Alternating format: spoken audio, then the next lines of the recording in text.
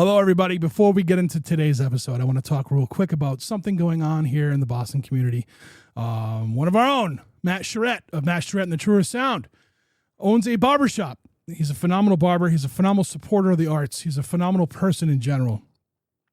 His barbershop has suffered some extensive damage from an apartment upstairs having a pipe burst. So there is a GoFundMe I would like for you all to go check out if you can. I will have a link for it in the show notes. Please support if you can and donate. All proceeds go to keeping the barbers who work at the barbershop afloat, as well as towards the extensive damage repairs for the damage. So anyway, if I'll, you could also go to mattsbarbershop617.com. That's his website. Find Matt on Bandcamp. I'm sure, if you guys grabbed his music, and, I'm sure, that will help him to try to get by in this situation at the moment while things are getting sorted. This guy, I can't say enough good things about Matt. He is a huge supporter of everything going on here, everything going on everywhere in the arts world. I love the guy to death. I whenever I see him, we end up hanging out for hours when we're out at shows and stuff like that. It's weird. It's like we'll show up at a show not knowing either one of us is going to be there, and then we just hang out for a long time. So so there will be a GoFundMe. No, I'm sorry. There is a GoFundMe, and I'll have the link for it in the show notes, and I'll post it on social media as well. So if you can donate, please do. If not, share at least. Thank you. You're listening to the Struggling Artist Podcast. People need to be entertained. They need the distraction. With your host, Trev Allen. I wish to God that somebody would do something to block out the voices in my head for 5 minutes.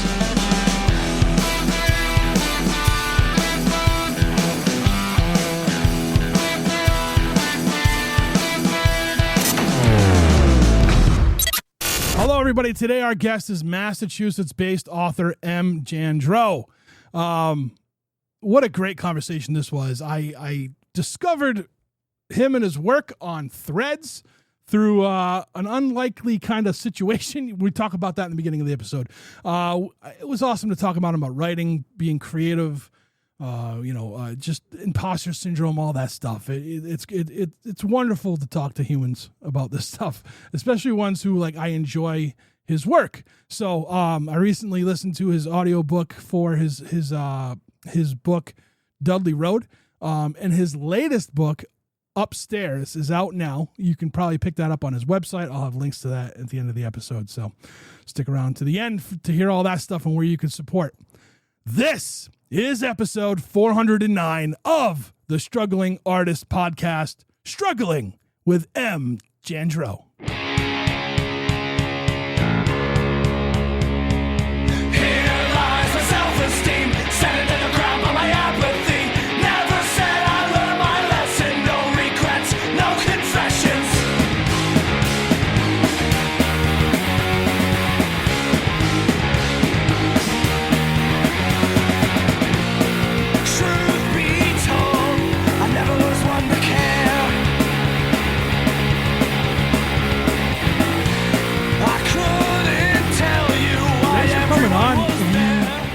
Over Threads, right? And social media is such a weird thing for me. And I had mentioned, I think I had said something to Joe Hill, right? And then you replied, and I was like, I don't know if this guy's coming at me for badgering him or what. And it was about how you say Haverhill, right? Haverhill, yeah. Cool. Yeah. It's so his book that I was listening to is so good. But every single and when I first heard the sample, I heard the narrator say Haverhill, and I was like, no, I can't do this. And then 2 years went by, and I'm like, I'm gonna do it. It can't be that prominent, but it was it's one of the major settings of that book. I don't understand how he's clearly from New England. He knew when he wrote the book how to say the word, so. At some point, he listened to it to sign off on the audiobook, right? And he wasn't like, wait a minute, go back and fix that. Because that would drive me nuts if I knew that's for me, if I'm reading a book or listening to a book or whatever, and there's a name of a main character that's not like a strange name, and especially if I'm reading it, if I have to slow down reading to sound out the name that an author gave a character, I'm like, I don't want to fucking read that. Like, put it away. I'm done, and it just takes you out of it. So yeah, so we No, go ahead. I'm sorry. Yeah, I was just gonna say we started connecting on Threads, which I love Threads. I think I would like it better if it wasn't owned by Meta, but that's how it gets out there. Yeah, and so it's going back to that other book. Like the narrator said, Winnipesaukee just fine. Which is a harder thing to say, right? Like you would think, they probably saw that and was like, let me see what it sounds like before. But yeah, the Haverhill. But I'm not like when I moved to Massachusetts, I had it wrong. There was a lot of towns I had wrong. It's a lot, and I'm from Rhode Island, right? So like Chester. I knew Worcester. Yeah. Worcester was the only one I knew. Like in Gloucester, but like so there's a video of NASCAR drivers trying to pronounce Massachusetts town names, and only one guy got Tewksbury right because he's like, well, I got all the other ones wrong, so I'm gonna go. Is it this? And it was right. Yeah. I actually grew up in Tewksbury, and I figured from Dudley Road. Yeah, nobody. It's always Tewksbury, and it's like, no, that's not. It's close, but it's not right. All right, so let's get this out of the way. What's your favorite beef shop? I mean, that's pick your favorite child. Yeah, that's tough. I mean, yeah. I don't know. Gun to my head, I don't think I could pick. It depends on where you are in the state. It depends on what mood you're in. Yeah, yeah. I've never been in a like when I was traveling still for work, and I would do a lot of work up on the North Shore. Like I'd hit like that North Shore Beefs guy up and be like, "Where am I going if I want one of these right now?" And I'm here. And he'd be like, you got to go like 2 towns over. I'm like, nope, not doing it. Right. What's within 5 seconds of where I am? I'm hungry. Right. Yeah. I want it now. Yeah. So it's always been a crack. I don't know. It's a roast beef sandwich with barbecue sauce. It's messy and it's good. And that, but I haven't had one that was like, oh my God, you know what I mean? So exactly. Yeah. Yeah. But if Andy Ferg's listening to this, he's going to be mad, but I don't think he listens. So. Yeah. So, all right. So that's how we connected. And, we had to get that out of I had to get that out of the way. Cause I was like, when I was having when we started talking, I'm like, oh man, you should come on the podcast, and I was like, now I got to like bring up this weird, awkward moment where I was like, I don't know what's going on here, but, but it was all good. And, yeah, you were like, no, I'm really interested in how they said it. So. Yeah, that's what I wanted to know. I wasn't trying to come at you. And when I went back and reread my first response, I was like, all right, I came off a little bit as a dick. Like I didn't mean it that way. I didn't think he did, but I didn't know. So It was one of those things where like I think he is being sincere, but it's the internet, right? You never text there's no context in text, especially where you can only say 300 characters at a time or whatever. It's hard to be like, I want to know asterisk, and I'm being really nice about it. I'm not trying to come at you. It's hard. Yeah. So, but then I saw you wrote a book, Dudley Road, and I was like, oh, it's on Audible. Let me check it out, and it blew me away. You have a great voice for narration. Awesome, thank you. I hope more gets out there. I'm sure it's a lot of work, and I don't quite know how Audible works with the independent publisher world, but it's pretty easy, honestly. There was a company called Findaway Voices that does audiobook distribution. They were part of Spotify or something. They just split off into this other company, or they got sold or whatever. But it's pretty simple. You create an audiobook, you upload it, and anywhere that sells audiobooks, they just distribute it for you. So it's pretty easy. Audible does have some exclusivity that they want because, it's owned by Amazon and they're kind of jerks about everything. So you can, if you go direct through Audible and you opt into the exclusivity, they pay you more. It's still nothing, but you get a little bit more. So it's easy to do. The actual work to go into it is, the book is 7.5 hours finished. It probably took me 60 to do it. Yeah. There's just something about, I had this great little setup. So I'm a drummer. I have a drum room in the basement. It's soundproof-ish as much as you can, soundproof an old basement. But I made this little vocal booth. I hung some moving blankets. I had the iPad set up and I had the whole thing, right? And I'm ready to go. And as soon as I started reading the first words of the first chapter, I became an idiot. I'm like, I don't know. I wrote these words in this order. Why can't I say them out loud correctly? Yeah. Yeah. And I did that first paragraph I read so many times over and over again that now it's like, it's locked in my brain. It's memorized at this point. But, and then you just keep going. And I think at one point while I was recording, I would kind of, my daughter would go to bed. My wife would watch TV. I'd go downstairs at like 8 o'clock at night for like an hour over many, many weeks. And at one point, I think I was getting over COVID. So every third or fourth word, I would cough.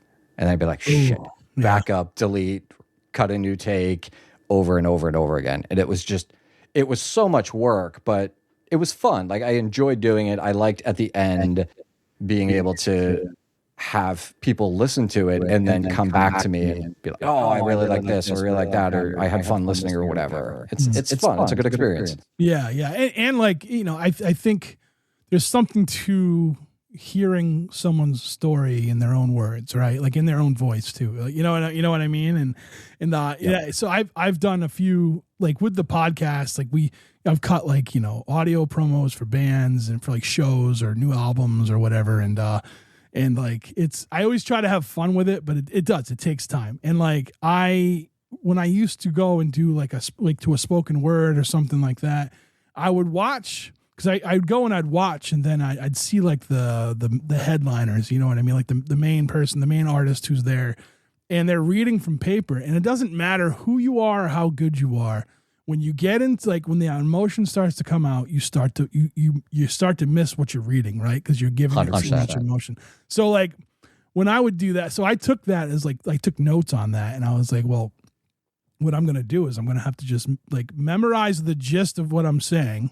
And then it's whatever I say up there, like they're going to get a unique experience every time. But doing something like recording a book, it's a little bit different, right? You got to really kind of like, you got to read what you wrote. And like, I'm working on an audio project right now. And unfortunately I got sick of like right around Christmas, and I was scheduled to finish it that week. And I just couldn't do anything. I could barely talk. But and they're like short essays, like kind of like bleak shit that I wrote from like random thoughts and stuff. And one of them was like, it was like basically the gist of it ends, and it's not long. This one's like 3 sentences or something like that. And the last sentence is like, but I don't do that. I share plates and what did I say? I share plates and I write shit no one's ever going to read. And as I was saying, I just started laughing in the booth, man, because I was like, right. I'm like, how do I say this and be okay with that? Like, you know what I mean? Because when you write it down, like for me, when I'm writing, all my emotion comes out, right? And like looking back at it and trying to say it out loud, I'm like, Jesus Christ. Yeah, it's tough. But you're right. And the other really great thing about recording something that you've written, especially with a book, if you're recording it before the books come out, you find there's a couple of benefits. One, when you read it out loud, you have to say every word. You can't sort of paraphrase. So you tend to pick up things, by the time I recorded Deadly Road, I had probably proofread it 8 times. And I still found myself pausing the recording, fixing a typo, go back, or rewording something, because once you say it out loud, you're like, it doesn't actually flow the way it did when I wrote it.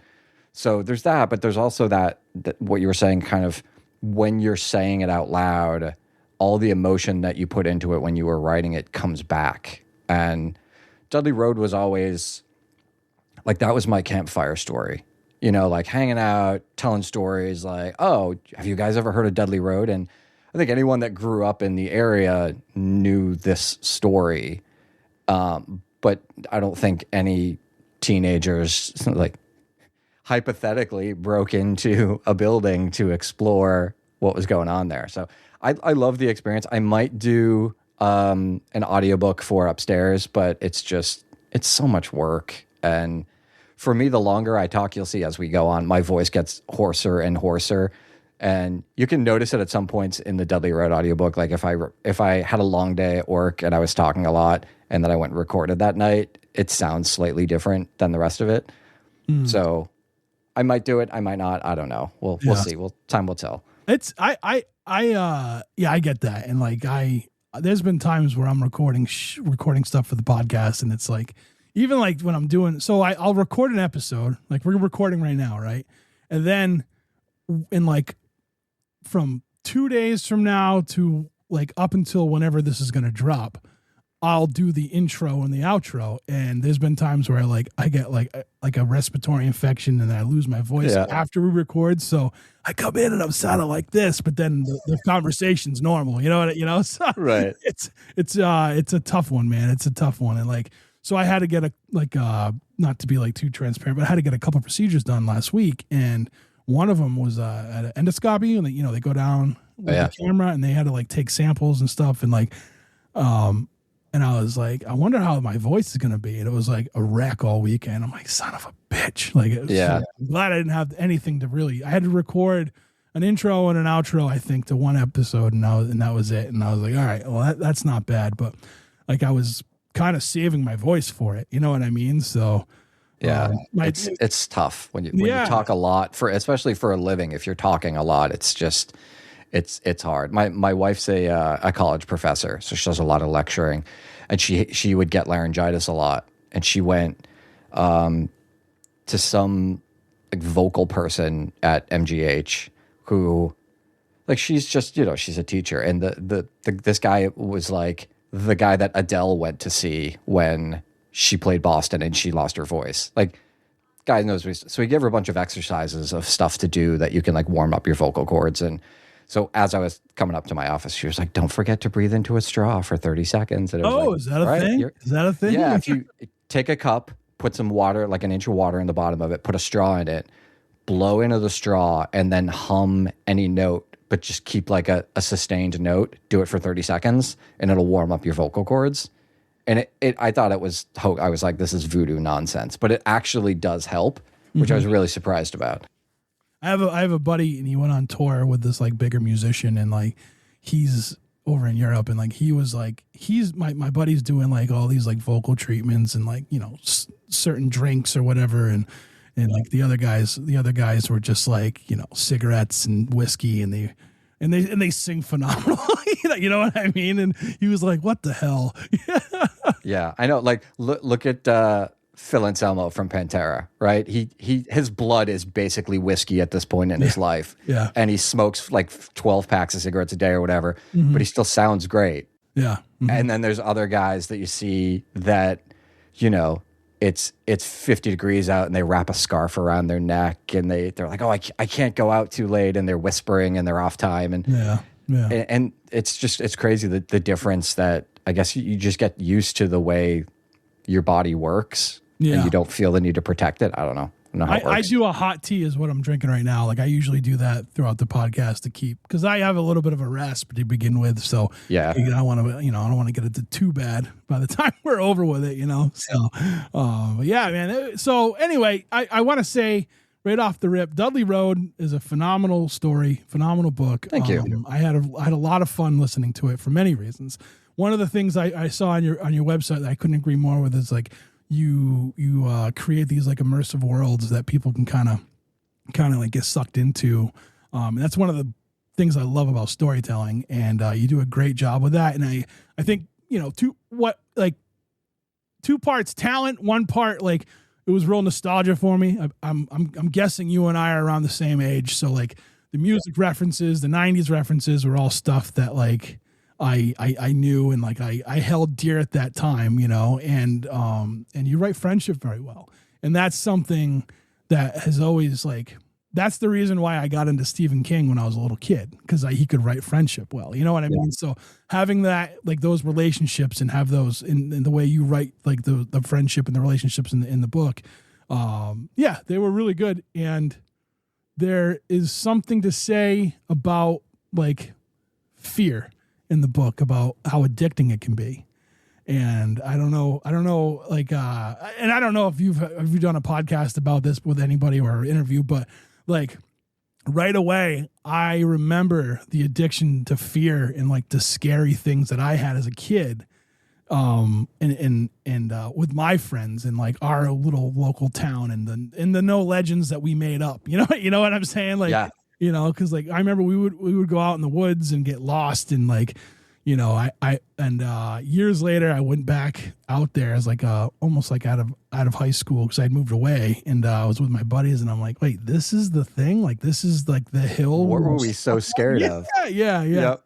The old car out in the woods was still there. And I was like, it was way scarier when we were little kids and we thought somebody was in there. You know what I mean? It really like, is. So there's something to say. And you write that in the book, like, you guys were like the characters were addicted to that. That's why they like, that's the way I saw why everyone kept going back. Now, I don't know how much of this story is true to you. You know what I mean? I'm assuming there's a certain element of it that is because of the names in the book and just that's the area you're from and that's been I learned about Dudley Road recently, but which was funny because I learned about it like probably a few months before you and I interacted. So that's funny. Yeah. But so like I get that local legend thing and I can see like this like how like again how the characters were like kind of addicted to going back and just trying to be scared and get scared. You know what I mean? Yeah, I've said for years that I never point out where it is, but there's a point in the book that up until that point, everything was real. Mm. Obviously, the later parts I embellish because, it's a book, right? If it were just a bunch of kids went in the woods, it wouldn't really be that super exciting. Yeah. And it's funny that you mentioned the nostalgic. So obviously for me, that was a big part of it. Like this, everyone listening to this has no idea because I've probably not read the book, but the concept of Dudley Road is, there was this urban legend when we were growing up in the mid to late 90s that my group of friends and I heard about this haunted road called Dudley Road, where there was a convent, and depending on what version of the story you heard, some bad things happened at some point in the past. So 1997, I was 17, almost 18. My friends were a little bit younger, and we decided to just go explore and see what would happen. And so a lot of those memories are locked in my brain. Like, I can't remember something my wife said to me this morning, but I can still vividly picture the inside of one of those buildings that we were walking through. Like I can, and because it was the 90s, there's a lot of references to music. And one of the biggest references is the band that we were all obsessed with, Creed. And I got so much shit from people talking about Creed so much. And then honestly, it was like that book came out, March of 2023. And then the resurgence of Creed happened a couple of months later. So I've been joking like I did that. I willed it into existence. I made Creed happen. And now, and it's funny because, so the main characters in the book is obviously the main character, Mike, is me. My best friend, my entire teenage years, Dan and Brian and Kevin, we were in a little crap band. And two of our female friends, and Brian and Dan and I keep in touch. We have a group chat and we talk, and I sort of lost contact with all of them over the years because, I'm in my mid 40s now, and this was a long time ago, but I reached out just to kind of get permission to use their names. And I was like, look, you may not even remember that we did this, but I wrote this book about it. If you don't want your name used, I'll change your name. And they were every single one of them was like, yeah, absolutely. Send me a copy. I want to read it. It's awesome. And two of the characters in the book, Dan and this girl, Jen, ended up, they were dating at the time. They broke up for a long time, but they got back together and they're married now and have kids. And so I sent them a copy of the book and they were like passing it back and forth. And so they would finish reading part of it, and then Dan would message me and be like, oh, I just read this part. And I'd be like, oh, I love it. You're getting so far along. And it was just the nostalgia that it brought back for me, reliving some of these things that happened with the people that it happened to was just so much fun. Yeah. That's awesome. So I want to ask this just about your writing in general, right? So you're not just like you don't write horror normally, right? Like and then we'll get into upstairs because I think that kind of treads in the supernatural thing. So we'll get into that. It does. But like, what as a writer, an independent writer, I feel like you can kind of throw the rule book out, right? Of like picking a lane. It's about finding your voice, and if from reading, like I haven't read the other books yet, but like from the synopsises that I'm reading, like I kind of see that voice, you know what I mean? And like that like kind of identity of what you are for a writer. And it seems like there's like a lot of like kind of like emotional driven relationship stuff. I'm really excited. I'm gonna pick up My Best Friend Marty because it sounds like something I would absolutely love. And like as a reader, as a consumer of literature, like I'm not just like a horror fan either. Like I'm all over the place. Like my favorite stories are like just kind of like reunions, going home kind of things. You know what I mean? And like just from reading like the little plot about that book, I feel like I will I'll enjoy that one because again, like I said, one of my favorite things is like people's like writing friendship or seeing how friendship on a page looks like. You know what I mean? That's exactly. I as a reader, I love to read, and I'm the same way. I don't pigeonhole myself into one book that I read, and it is difficult as a writer because if you change genres, you potentially alienate an audience that you've built up. So, you write a book, whatever genre it is, and you get a following. It's 5,000 people. Let's use a round number, and they're like, "Oh, I love you. I'm gonna read everything you write." And then the next book you put out is a completely different thing that those 5,000 people have no interest in. Now you're basically back to ground zero. You're starting over with no fan base, no readers, no listeners. But there's all these stories that are trapped in my head, and I shouldn't be stuck to writing one thing or another just because that's what I initially wrote. And what's interesting about Dudley Road, it was going to be just a one and done thing. It was not the genre I write. I love reading horror. I'm a huge Stephen King fan. I'm really big into Riley Sager right now. If you haven't read any of his stuff, it's phenomenal. And I wrote Dudley Road just as, like I was saying, this was the campfire story that I told, and I wanted to put it down and immortalize it, and I did. And that book outsold my other two books that came before it 80-1. Like wasn't even close. It was just one day right after it came out, I posted a photo to our book group on Facebook. I was just sitting on the floor signing a few copies before I sent them out. And it went like a little viral overnight. Like everybody's like, where can I buy this? I want to buy it. And I sold like 2,000 copies in 4 days. That's awesome. Yeah, it was great. And it took a really long time to get all those copies, get them signed, get them shipped out, all that sort of fun stuff that goes along with that. But especially when you're by yourself, like it's just you don't have a publisher doing this for you. You're doing it, right? Exactly. Yeah. Part of it sucks is because my general philosophy is that I in this closet right here, I keep 10 copies of each book, both paperback and hardcover. 'Cause you never know when you're going to sell anything.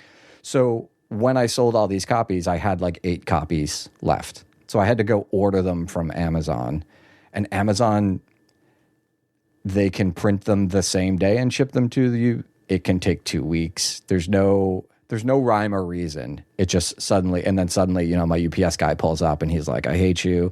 Here's your pallet. Have a nice day." And so, I bring them in the house. I brought them up here and signed them all. And one of the things I do, if you buy directly from me, when you check out on my website, there's an option for if you want it signed, and there's some options like personalize it with my name, write a witty or inspiring inscription. And that's the popular one. And after like 10 books, I was like, what do I even write anymore? I ran out of things that I could say to be witty. So there's a lot of copies of Dudley Road out there that say like, follow your dreams unless they lead you to a haunted road. because I just ran out of stuff to say. Ran out of stuff. That's funny. So That's funny. Deadly Road came out. It did really well. My Best Friend Marty didn't do as well. And I think because a lot of my audience was now expecting horror, and My Best Friend Marty, it's a tale of two bros over 20 years. They're just their lives. And so I said, when I was writing My Best Friend Marty, I was like, I'm never doing another horror movie. Like this is not my jam, not doing it. And then when I was looking at the numbers, I was like, well, if I want to make any money, I should probably do this. And so I wrote upstairs. I finished it about 1.5 years ago. And for me, writing is the easiest part. I've been using computers for 40 years. I type 130 words a minute. I think really fast. So stuff just flows out. So the first draft I can do in like 4 or 5 weeks. And then it's editing and fine tuning and thinking things over 5,000 times and artwork and copy edit. It's just, there's so much more that goes into it than just words on the page. Yeah. Yeah, there is. There's a ton of it. And like I'm in the same mindset as you with like the writing part's easy. Like I get an idea and it just goes through my head and I see the whole thing and I'm like, oh, okay, this is what we're doing, and like and it turns out, so I spent too many years trying to write the perfect draft, right? Like it's just impossible. So but the way my brain processes stories, like when I'm thinking of them up, like it is the perfect first draft and I should just go with that and then go from there, and then fill in the second and then, keep going with everything else. So that's kind of the approach I've taken over it sucks. It took me like 40 years to get there, but but like I'm like, oh, this is how it should be done. Like, why do I keep, because I think it was the ADHD like makes me want like the perfect draft, and I gotta be absolute flawless. Yeah. It's just tweaking. I'm like, I'm never going to finish this thing. Yeah. Yeah. I think the best compliment I've ever gotten, for My Best Friend Marty, I hired a woman to do a paid beta read for me, which I never do. I never pay. But this woman was like, I'll be so thorough. And, they all say that. And I'm like, okay, whatever. But it wasn't as fine as this is perfect, no notes. But what she said in her response was, I usually read a first draft and not a finished manuscript. So you're a lot farther along than what I normally read. And I responded, I was like, would you be surprised to find out that is a first draft? Yeah. She didn't believe me. So I went into, I used an app called Scrivener for writing. And I went back and showed her like the timestamps of everything. And I was like, no, this is like, I wrote that chapter and never edited it. Wow. And for me, my first drafts are usually pretty close to what the final edit becomes. Like there's obviously some grammar tweaks and maybe some things that get punched up at the end. But for the most part, I don't go back and change a whole lot. And it's weird because when I do, and then I go back and read it, part of my writing flow is that when I'm done, I read it aloud to my wife to two things. One, to get someone else's thoughts on it, and also to see if there are any things that just don't make sense.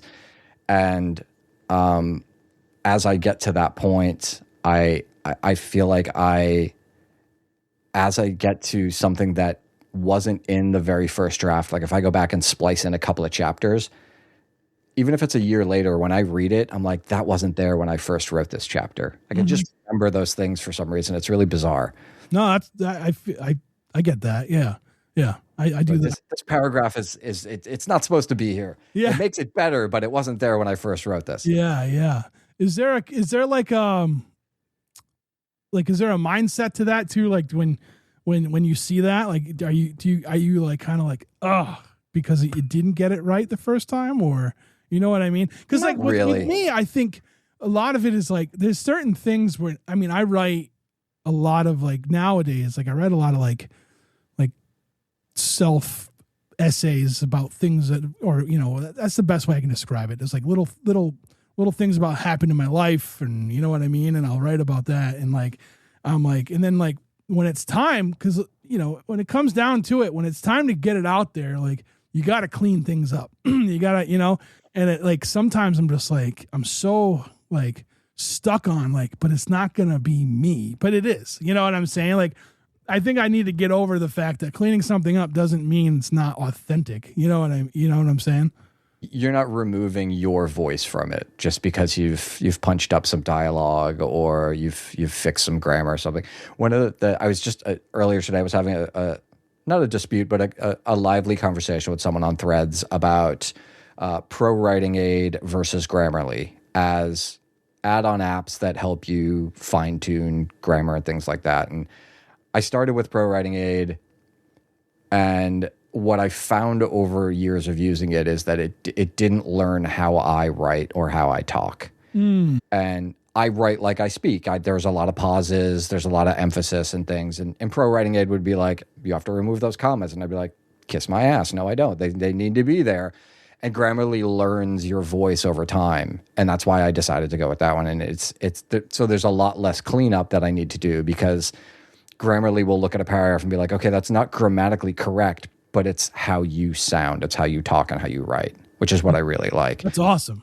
Yeah. It's so much better than, because otherwise it's like, yeah, this is grammatically perfect, but it doesn't sound like a human being would write or say these things. Right. So yeah, keeping your voice, I agree. It's tough, and you don't want to feel like, you don't want to go back and read something and ever think I didn't write this, because then it's inauthentic. It doesn't feel like you. And no matter how big your audience is, like I'm, in the grand scheme of things, I'm a nobody author. Like I'm selling a few hundred books here and there. I'm not Stephen King. I'm not, I'm not a huge guy, but there are people who every time I put out a book, I get an email from them. And it's not just, I liked your book. It's, I liked your book and here's what I liked about it. And here's my favorite part. And I can't believe you did this. And they're really passionate about it. And I just love that. It's like the most rewarding thing. And it's probably unhealthy to keep up with that sort of stuff on both ends of the spectrum. Like you don't want your head to get too big, but my wife still jokes that I got a 1-star review on one of my books and I haven't let it go. And it's been like 10 years. I'm like, but I want to be good. I want, I don't want the 1-star reviews. Right. So your first book, your first book, we'll go A Sour Chord, because it's not technically your first book. I love your timeline thing that you have, by the way. Isn't that great? That's amazing. I got to figure out how to do that. Yeah, it's great. I put up the new website, I think last year. Okay. I was a web developer by trade for a long time. So I just, every so often I'm like, what can I do to make this better, easier, faster? Yeah. So I want to go to A Sour Chord right now. So you wrote in your the little spiel part, that's part, like, you know what I mean? When you talk about it, that, like you didn't tell anybody you were doing this because you didn't want it to fail, I think is what you said. I very much am a person who picks up a hobby, gets really into it, and then never does it again. And so I didn't want to start writing a book, get 40,000 words into it and be like, because then everybody that I tell that I would have told that I was doing this would be like, oh, how's the book coming? And then I'd have to be, oh, well, actually I decided not to do it. I hear. Yeah. So I'm of the, like, I like to experience things is how I kind of like, I'll get into something and then like, cause like for me, I don't ever want one thing to be my identity. Like this podcast, like this isn't like, cause we talk a lot on the podcast, we talk a lot about mental health. We talk a lot about like all sorts of things in conjunction. Like I've had more authors on recently, but like it started as a kind of any kind of artist. And then I realized I needed to pick a lane, and like, it just happened. Music was that lane, even though I don't play an instrument or anything. So we went to music, and then as I built an audience, I'm like, well, now I can go back and kind of do these other things too that I like, because now people they're invested in me. And I feel like that's what you're doing with your writing. Like people who are going to be vested in you because of, like I said, your identity as a writer, I don't think is a genre. It's how you write, and it's the, like the emotions and the relationships, and you know what I'm saying? So, where was I going with this? I just blanked out. So like I never wanted one thing to be like my identity, right? So like if I tried something and like, you know, like I played semi-pro football from like, I think I was like 23, and then I took for a few years we won a championship, and then I'm like, I'm going to retire a champion, and then I went back in my late 20s and stopped playing in my early 30s after I got hurt. So like, but like that football wasn't me. It wasn't who I am. It was just something I liked to do, and I wanted to experience. I wanted to see if I could play on another level. You know what I'm saying? And so you know, like I would do, like, I've done like, you know, different types of martial arts when I was younger, and it was like all the same thing. Like I wanted to experience this. Like I wanted to, it was fun, but like, you know, like when I was taking Brazilian jiu-jitsu, like it got expensive. And like I had a dog that like had a lot of vet bills. So like, you know what I mean? Like I'm not going to give up the dog, you know, you got to pick. Yeah. Yeah. So, I mean, I feel like, but I am the same way, like with like, I don't tell people I'm doing things. Like I had so many friends who had no idea that I wrote, and I've been writing since the second grade. You know what I mean? Like once I learned about creative writing and I found a way to like express my feelings, like I was like, this is it for me. But like, there's people who had no idea. Like, I feel like there's no one person that knows everything about me. And like, it's weird, but so I get that. Like, and I wrote screenplays for like, I don't know, basically 20 years, and like 3 people knew. You know what I mean? Like, you know, cause like, I was just like, I don't know. I get weird. I think there's a certain level of imposter syndrome that goes with that. Like one thing is like, I don't want people to say they like it because they know me. And I want people to say they like it because they like it, you know? And the other side of it was, I don't have any fucking business doing any of this shit. So why put it out there? You know, I'm bad at everything I do. Why would I ever do anything? Yeah. Imposter syndrome is terrible. And it's every aspect of someone's life. They can feel that way. Like I have a day job, and I always feel like I'm the dumbest person in the room. And I know I'm not, but it's just that level of like, why did this company, why do they give me all this money when I have no idea what I'm doing, even though I do? And it's the same thing with writing. Like you were saying, you spend all this time creating something, you're second guessing yourself the whole way through. You're like, no one's going to like this. This is going to be garbage. And thankfully, knock on wood, none of my books so far, the first review has been negative. Because I think if it was, I'd be like, I'm throwing my computer out the window. I'm burning it all to the ground. I would like, that's just because that would be validation, right? Like I did a thing and I'm bad at it, and it's not imposter syndrome. I actually am an imposter. Yeah. And I always think that even when people like it, I still think, isn't it that? You're just being nice. Through a decade of therapy, I'm finally able to like accept a compliment without coming back with, it's not that good. You know what I mean? Like, so, right. But immediate rebuttal. Yeah. You're being kind. Thank you. I do want to ask this, because you had a 6-year gap between your first book and your second book. And when I'm reading the little thing about the second book, you had mentioned that the editor hated it. Hated it. Now, did imposter syndrome take a step in? Yep. Is that why it took so long to get to the next book? Exactly. And the editor that I hired to do that book is the wife of one of my really good friends. So it took her a long time to put her feedback together, and she started her email to me with like, I don't want this to ruin your relationship with my husband. And I was like, first off, that would never happen. Right. You know, it's not like you're that's kind that she was like worried about that, though, you know?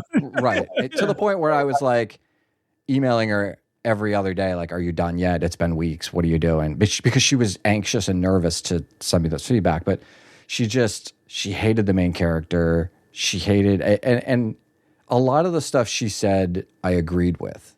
That book, the first draft of that book, I wrote it, I got about maybe a third, 40% in, and realized that it's told from first person point of view. He never told anybody his name. And it was completely unintentional. But at that point, I was like, can I get through the rest of the book without anybody knowing who this guy is? And I did it. She absolutely fucking hated it. She was like, this is such a gimmick. It's so stupid.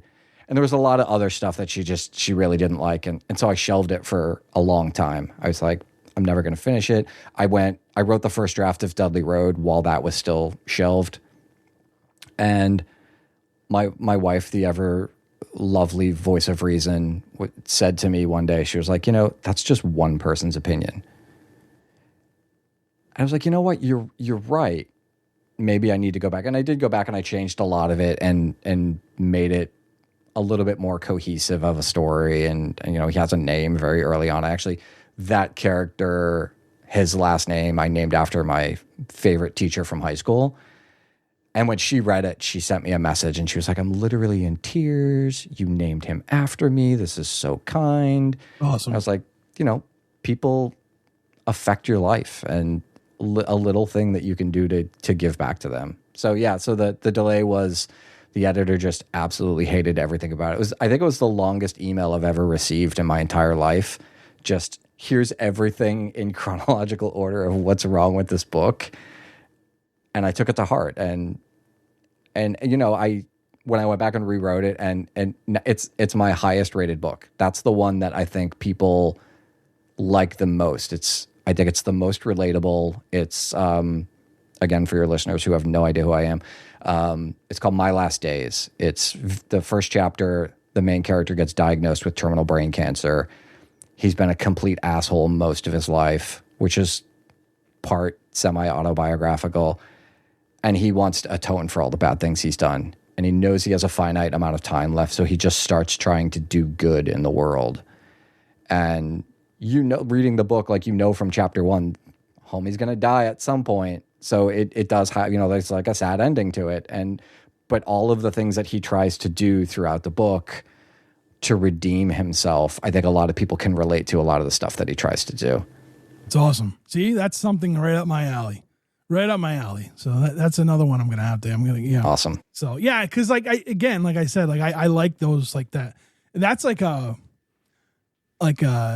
coming of age too late kind of like, you know what I'm saying? Yeah.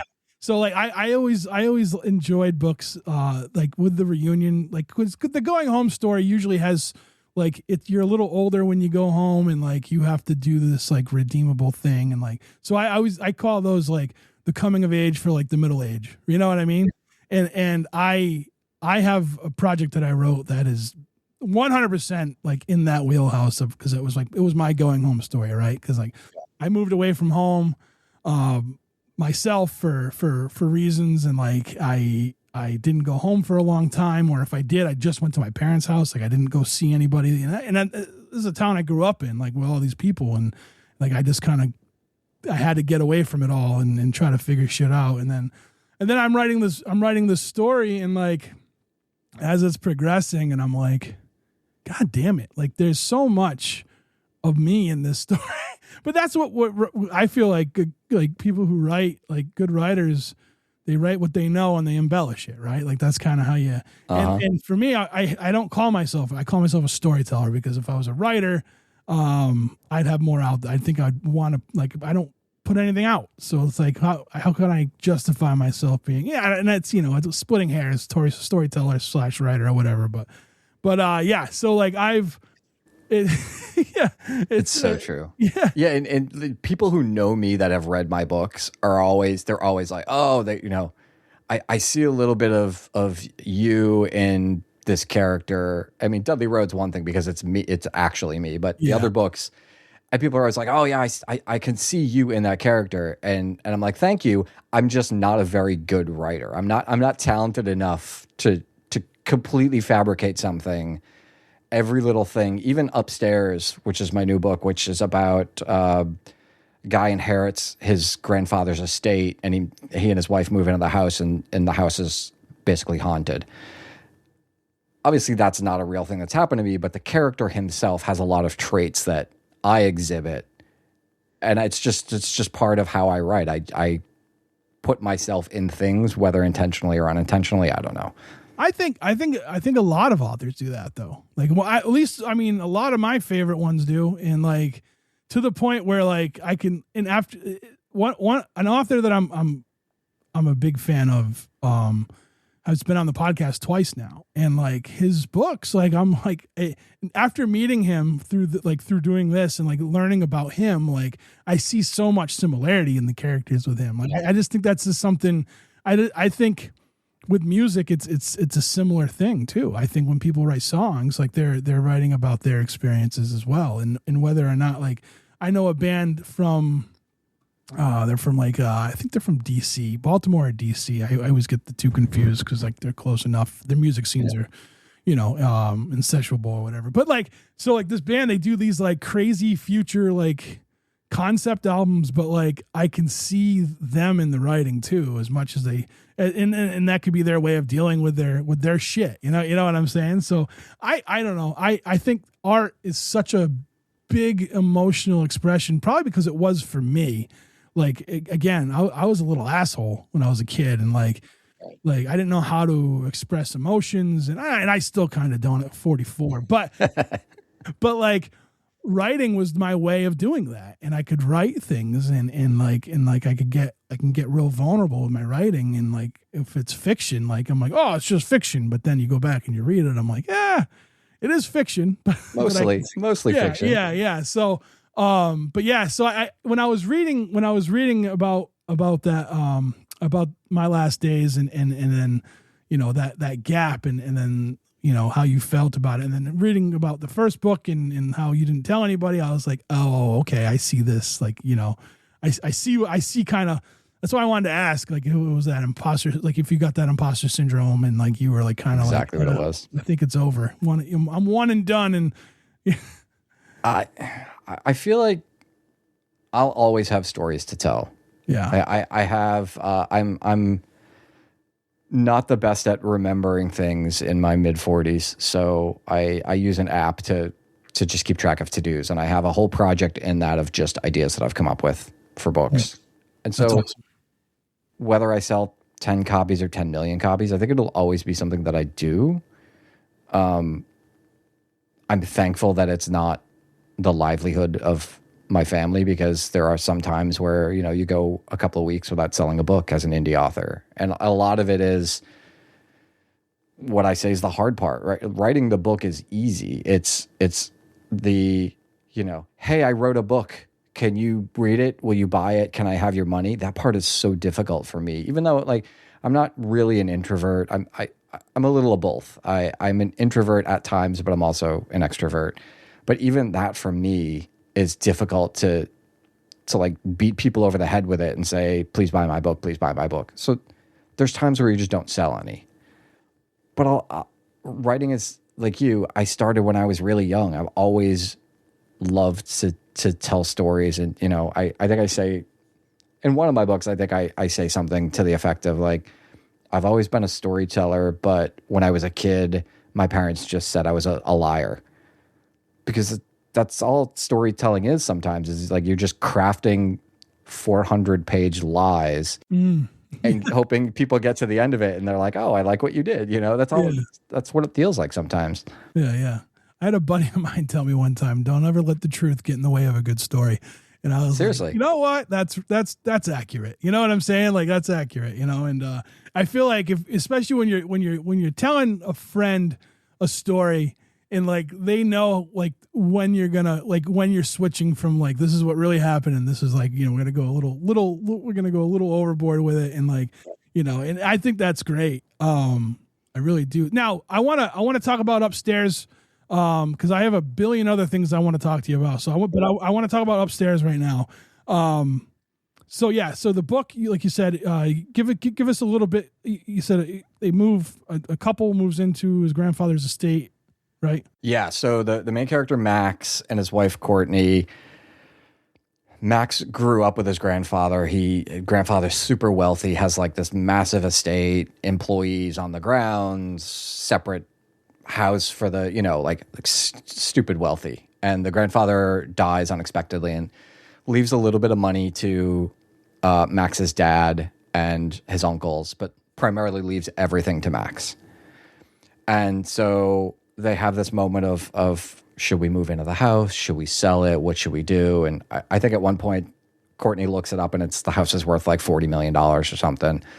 And she was like, well, let's just move in. So they move into the house.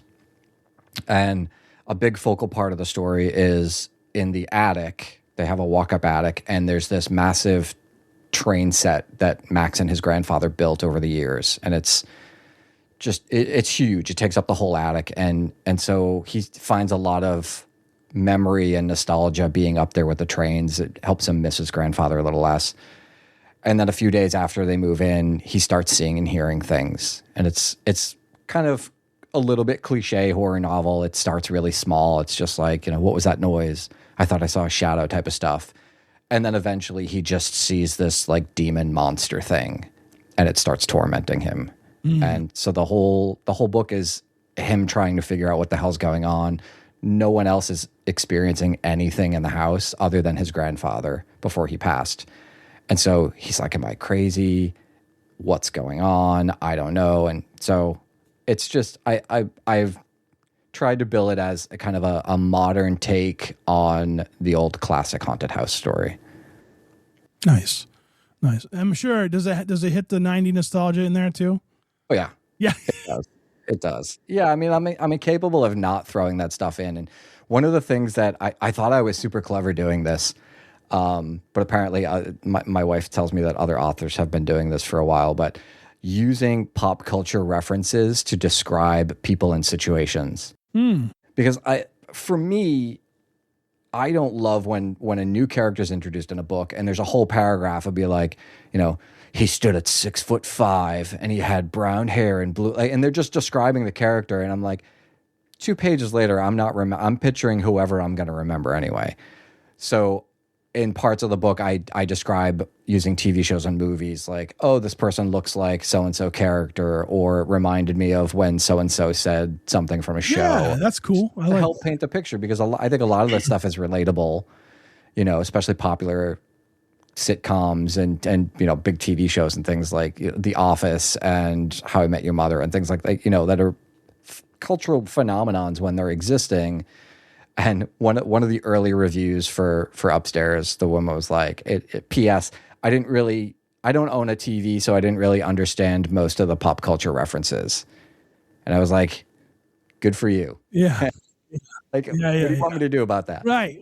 Gosh, why? Why do people I don't know. Okay. It's just, I just don't, why do people got to add stuff in like that? Yeah, it was, I liked the book. It was really good. I didn't see the ending coming. It was a big twist. It was a big surprise. P.S. I don't own it. Good for you. Yeah. I'm super happy for you. Oh yeah.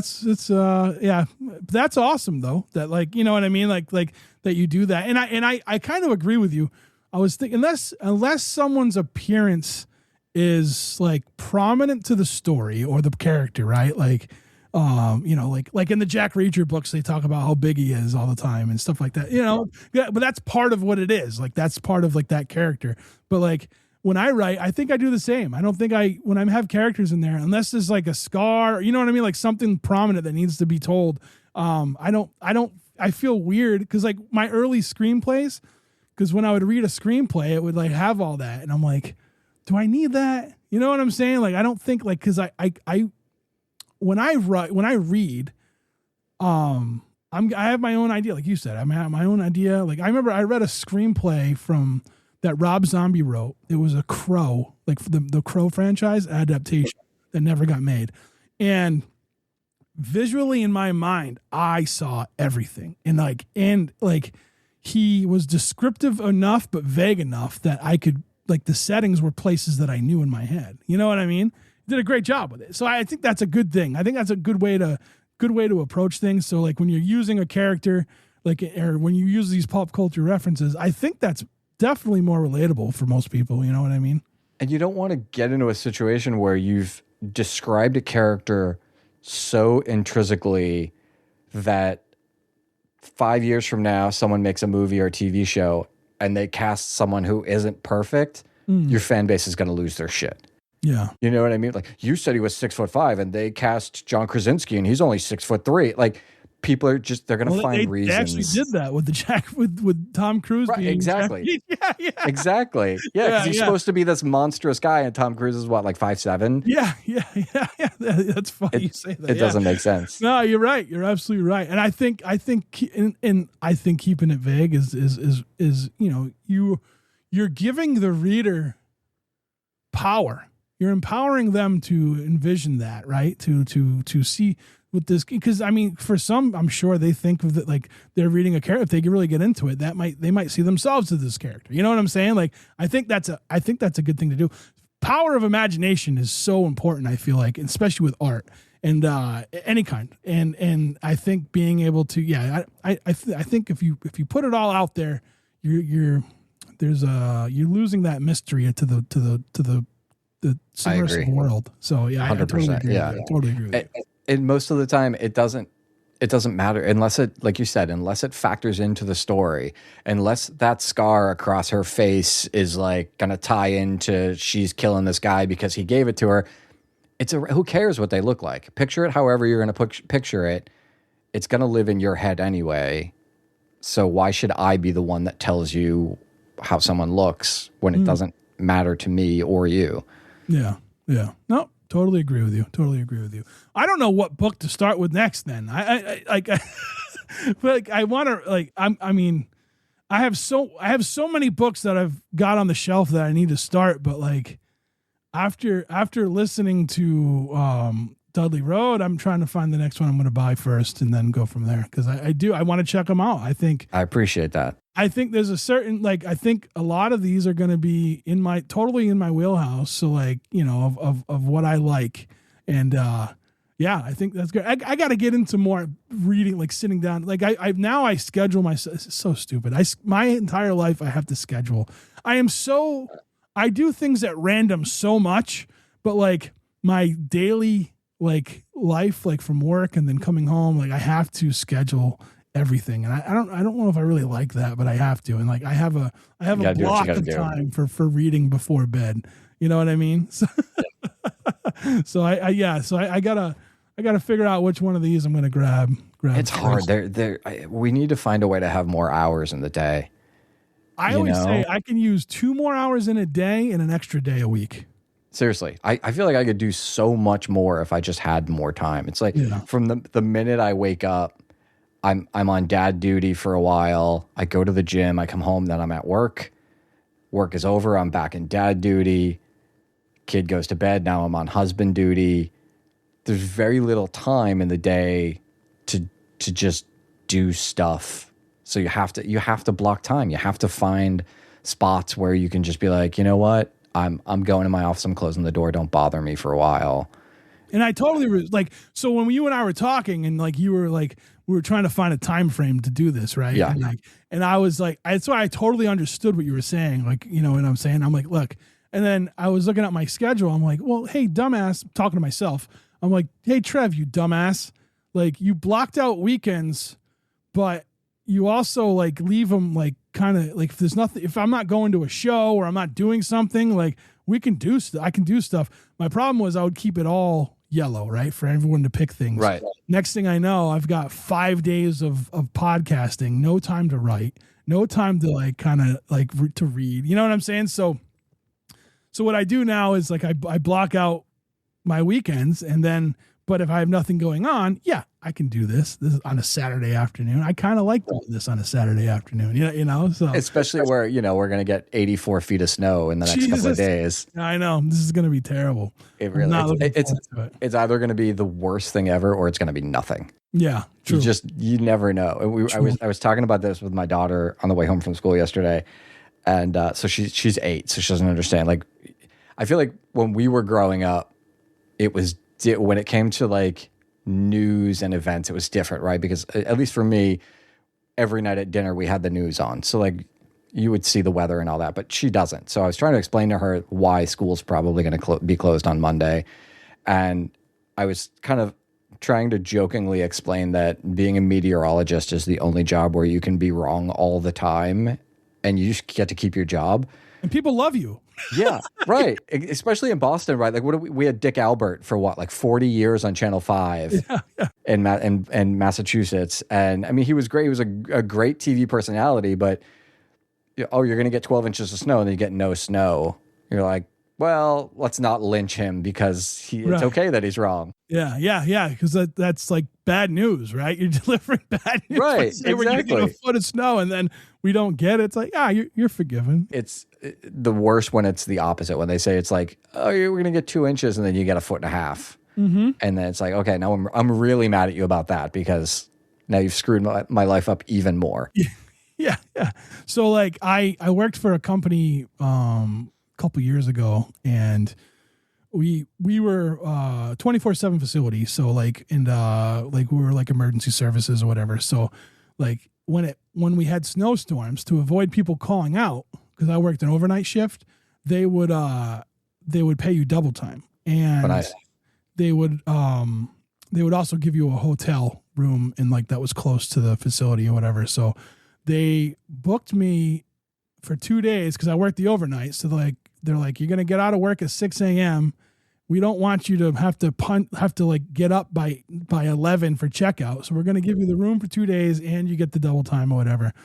And I left work and it didn't start snowing yet. And I'm like, I'm just going to go home. So I worked my shift. I got double time and I went home. And when I got home, I unlocked the door. And as I was unlocking the door, it started to snow. So then we got like a foot or whatever. So, yeah. But yeah, so I was like, that worked out in my favor. But there's been some times where it doesn't work out, So like, for sure. Where I'm at now, back to the time thing, I work in Bedford and I live in Whitensville. I don't know if you know where Whitensville is. I have no idea. So, have you ever heard of Purgatory Chasm? No. All right. So I live in between Providence and Worcester. Okay. Yeah. So a little further west than me, and you live 25 minutes east of me. Yeah. And I work in Bedford. So like that's where my time suck is my commute is mostly, you know what I mean? There's no good, like you have to kind of zigzag to get there. There's no real easy way to get there. First 20 minutes or so is getting to 495, and then from there, it's like, all right, now it's not bad once I get on 495, and then then just go down Route 3, right? Yeah. Up Route 3. No, yeah. Down. I hit the Pike. I hit the Pike 95, then I hit 3 and come up. So okay. That's the most direct. Now in the afternoons, I can't go that way home because of traffic, so I end up going 3 up to 495 and then back down, and you know what I'm saying. So yeah, going west on the Pike at any time after like 2:00 is just forget it. Yeah, it's tough, man. It's just tough getting around in the afternoons nowadays. It really is. So many people, but I digress from that. I do have a couple questions for you because I know I want to wrap this up for you because it's a Saturday. I don't want to take up your whole day, but when you started writing, like what drove you to start writing? Like, that's a good question. For me, it was a way that I could express myself. And like, I think that was probably part of it for me as well. Being able to put down on paper, like literally, I think some of the first stuff I wrote was pen and paper. Just being able to write it down was cathartic in some things. And I still have somewhere on my computer, I have like, it started out on a floppy disk and then it's come with me for decades. But I started writing, it started off as kind of a journal and then morphed into like kind of fiction, but it was called What's Wrong with This Picture? A Teenager's Guide to Life. And it was kind of cathartic to just write about stuff. And I've always been into music too. So when I was younger, I was in bands and I would write songs, and it was kind of the same thing. It's just a way to convey how you're feeling without having to really like talk to anybody about it or say things out loud. Yeah. Now, so with being in music, like being in bands before, and I don't know if you're in a band now. No, I'm a basement warrior. Yeah.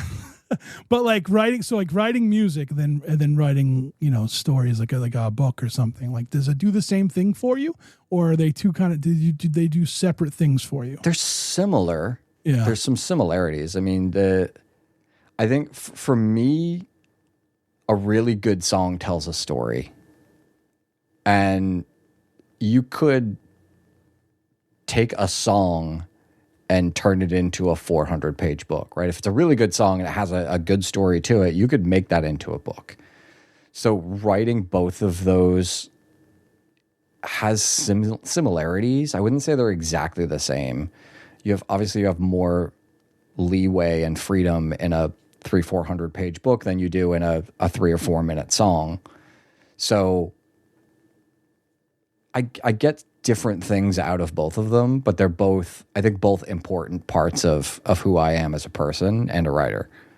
Right on. Yeah. It's funny because, like, for me, writing, like, I'm like, I can't write a book. I don't have, this is when I was younger. Like, I was like, I don't have that many words in my head, you know? And then, like, we'll fast forward. So I went with screenplays because I was like, these are relatively shorter, you know what I mean? And like, and everything. And then when I decided I wanted to go further and write longer things, I realized, like, writing a screenplay is a pretty good first draft. And I was like, oh, okay. So, like, the project that I was talking about earlier that I wrote about, like, the going home story, like, it's a screenplay right now. And when I finished it, I'm like, there's more to this. But but like with film, you kind of, like, not that I was going to get it made, but, like, I'm looking at it, I'm like, well, you only have, like, after a certain amount of pages, it's too long for a screenplay. So let's make this into something more. So, and then I'm embarrassed to say I finished the first draft like 2 years ago and I haven't done anything with it since, but I do plan on going back to it. My problem is I get too many projects all at once, and I'm just like, how do I, so now, like I said, everything's structured now. So now I have things kind of set to kind of change up and you know what I mean, move from one to the other and everything. So, but I'm like, you know what, it's time. I'm old. Do it. Yeah. I gotta get stuff out there, man. I got it, so like I had this project. It was actually two separate, two, they both had different vibes, but there was like two collection of like essays and like, like little things about me or whatever. And I put them together and I was like, part one is going to be called Disconnect. Part two is going to be called Home. Cause like I said, and I didn't do it on purpose, but all these like essays that I wrote had two pretty specific vibes. Right. And then I was like, I'll put them out together. This is going to be awesome. And then, like, I finished it and I'm like, I can't put this out together. It's not very big. It's not a large thing, but I was like, no one's going to want to read, say, 60 pages of bleak shit from someone they never heard of. So let's split it and I'll do one and I'll do the other. And I'm like, well, I have an audio platform, right? So let's make this an audiobook first. And then I'll do print if people like it. You know what I mean? And like, so that's kind of like my idea like right now, the main focus is to finish Disconnect for the audiobook, which is almost like I said, it's all written, but I think I have like 4 or 5 more like things to record and then I'll be done with it. So I got to get that done. But like, I'm just like, and then I was like, and then I'll do print later and I'm doing everything backwards. I don't care. Like, I mean, there's the nice thing about being independent is there's no right or wrong way to do it. Whether you build an audience because you did a print book first or you did an audiobook and people liked it and they wanted a physical copy with your scribbles in it. Doesn't matter how you get there as long as you get there, I think. Yeah, I think so too. So, and it's easier for me to get stuff out there, like I said, with audio because I have a platform for it. You know what I mean? Right. So you've already got all the hardware and the know-how on the side. And that's the biggest hurdle. I think a lot of people who write would record their own stuff if they had, like not everybody's got a $400 microphone laying around that they can just go and record stuff with. You're right. And I tell everyone now, you can get the Rode Pod mic for a quarter of what this one costs, and they're great. They're just as good. They really are. I have 4 of those. So when I travel, if I'm traveling somewhere to do a podcast, I have 4 of those, and I have like my Rodecaster. I was going to ask if you had the Rodecaster too. Yeah, that's my interface thing, and it's my love letter to radio too. Like I love that it's got physical faders. The faders, I know. Yeah. So my Patreon for the podcast, we do a radio. Well, we used to do. I haven't done one in a while, but I would do like a radio show, and it was like I did it all from that, and I was like, that's awesome, amazing. Like so, and I know you grew up a radio guy too. I know that from Dudley Road. WAAF was a station that I could pick up down where I lived in Rhode Island when they were in awesome. Worcester. So like my senior year of high school, like I had AAF blasting all the time, and I was like, this is awesome. And then, in 2000, that was in 1999, and then in 2011, I moved to Worcester, and I can listen to AAF again, and I'm like, it's basically at that time it was basically almost all the same DJs, and they're playing the same music, and I'm like, this is amazing. Like, it still exists now. It's music only. There's no DJs. Yeah, I'm like radio.com, right? No, that you can get it on FM too. It's 104.1, which is funny because that was the other rock station. Oh, really? But it's very short. Like so I think it's broadcast out of Worcester. I'm in Southborough. That's 30-ish miles. Yeah, we're basically neighbors. Not really. Yeah. But if I go east, even 2 towns over, it starts to get crackly. Yeah. So it's not a strong signal, but it's all the same music. It's like, the kids now would probably call that stuff classic rock, but it's the stuff from the 90s and early 2000s that we grew up with. But there's no Mike Shue, there's no Mistress Carey, there's no Hillman. I listened to 101 FM, The Pike, out of Worcester. Okay. And Mike Shue is the morning show host there. Is he really? I love Mike Shue. And Mistress Carey does the afternoon drive.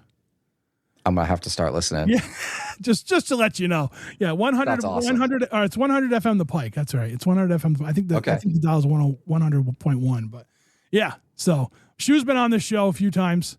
Really? That's awesome. Yeah. He was like, I mean, back when radio was weird and he was on AAF, like he had Harder Faster, which is how I learned a lot about like Boston music. You know what I mean? And like I'm a huge.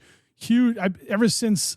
I always tell this story. I went to a Dropkick Murphy show and like it might have been like 2000 or 2001, and I saw a band play the Ducky Boys play, and like I was like, I got to find out more about this Boston stuff. And like been a huge fan of Boston music. Like I go to a lot of local shows and now and like and I'm that's kind of how this podcast ended up being so about music, because like I ended up meeting all these bands and I'm like, hey, let's do something. Let's try to promote your stuff, because there's a lot of good music here in Boston and in New England. There's a lot of good music, and I think we need to showcase that. And that's the thing is no matter what it is, whether it's music or books or movies or whatever, there's so much good stuff out there that just hasn't gotten in front of the right people. Yeah.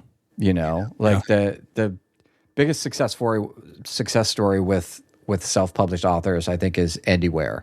He wrote The Martian, which became a movie with Matt Damon. Yeah.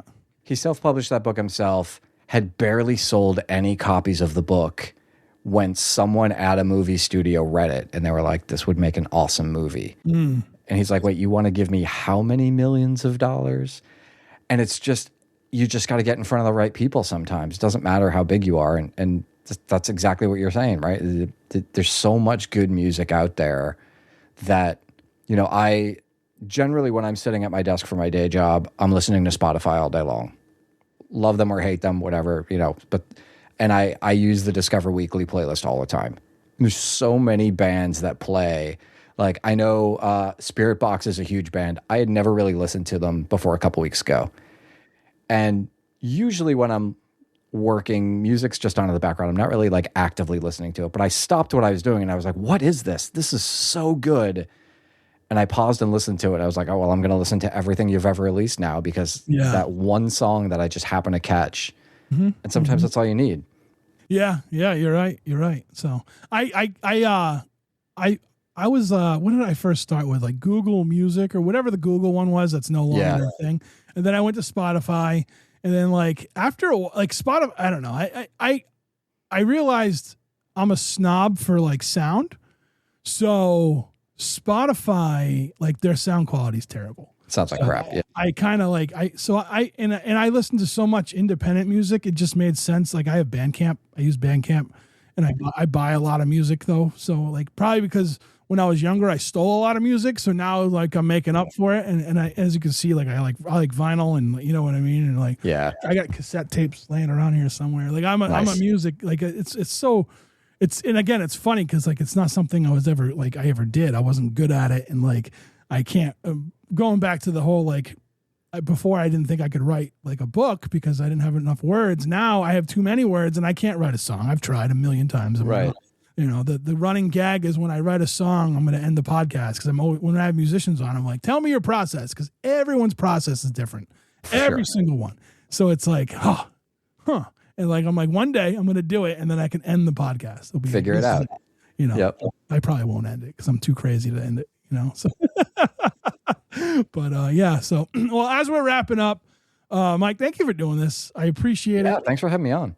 This was awesome. And, your next book, come back. Let's do this. 100%. I'm going to dive into the rest of your stuff because I feel like it's going to be my wheelhouse. And is there more books in the tank? There are, right? I don't know what I'm going to write next. Yeah. And usually as I'm wrapping up a book, I've started on the next thing. Mm-hmm. But the end of last year, my daughter got sick, and it was just hard to have the extra time, So there will be something else probably early next year. I think I'm gonna try to do one a year for the next few years, just to keep the juices flowing. But There'll definitely be something else. Yeah. Well, and listen, like you want to come back on and just chop it up about music or books or whatever, the door's open, man. Seriously, I appreciate that. I appreciate you doing this. And and I think everyone should go check out Upstairs and the rest of your books. And I hope, I have faith in my listeners, right? And the listeners of this podcast, not my listeners, because I'm not the only guy on this podcast. Like this podcast, this is like a channel now, and we have different things. But I do have faith that someone is going to grab one of your books, or at least one from listening to this. So I would love that. Let me know if you buy it from me. Write in the comments that why you're buying it. Yeah. If you heard it on the Struggling Artist podcast, let fantastic. Let Mike know. And I'd love to know if someone. You'll be the first I tell as soon as one of those come through. So, like I said, I don't have many listeners, but they're loyal. That's what I always like to say. Those are really the best good. kind. I had a poet on, a musician who was also a poet, and I think a couple of people bought his book of poetry, and so I'm always trying to get that out there. So that's all you can do. Yeah. So, but no, I appreciate your time, and like I said, come back. This was awesome. I definitely will. Yeah, I'll let you know when the next book's ready, and we'll talk about whatever. I mean, you want to just talk about music all the time? Let's talk about music. I love it. I'm sure we could have that's why I had to stop myself before this was a 2-hour podcast, and I know you guys shit to do. So. But all right, thanks for having me on. This was a lot of fun, and I'll definitely be back. All right, awesome. All right, and that's the show. I want to thank Jandreau again for being today's guest on the Struggling Artist Podcast. In the show notes, you will have links to his website, to his social media. Grab his books; they're really good. Like I said, I'm about to start another one, so I'm excited to see how that one goes. Like I said in the beginning of the episode, there's a link to help support Matt Charette's barbershop for the extensive damages that it took from a busted pipe from the apartment upstairs. Please support if you can. If not, please share. I want to thank the Struggling Artist team for helping us along the way with everything they do, whether it's working on other shows or editing or just dealing with my nonsense. You can follow him on Instagram. Chris Chavez, follow him at 716 The Sound. Jeff Bousquet at JRB Image, Aria Rad at Coffin_Salesman, Ryan Cowell at 13th Floor _Ryan, and Dave Anderson at Pinball_Punks. Thank you to everybody who supports us over at Patreon. If you want to see what's going on, head over to patreon.com/podcast TSA. Thank you to everybody who listens to the podcast, reaches out, whether it be email or text through the hotline or a voicemail through the hotline. If you want to leave a message, you can email Trev at thestrugglingartistpodcast.com, or you could send us a voicemail or a text to 774-570-1552. That's the Struggling Artist Hotline. Like I always say, I'm not going to call you back. I don't like talking on the phone as it is. Never mind messaging and talking back with people. That's just not my thing. So, we'll read them on the air. We'll do that. We'll do that for you. And if you don't want us to read them on the air, we won't. That's all. Just tell us that. Well, that's it for tonight. I hope you guys all enjoyed the show. I guess we'll talk to you next week. Take care. We'll talk to you then.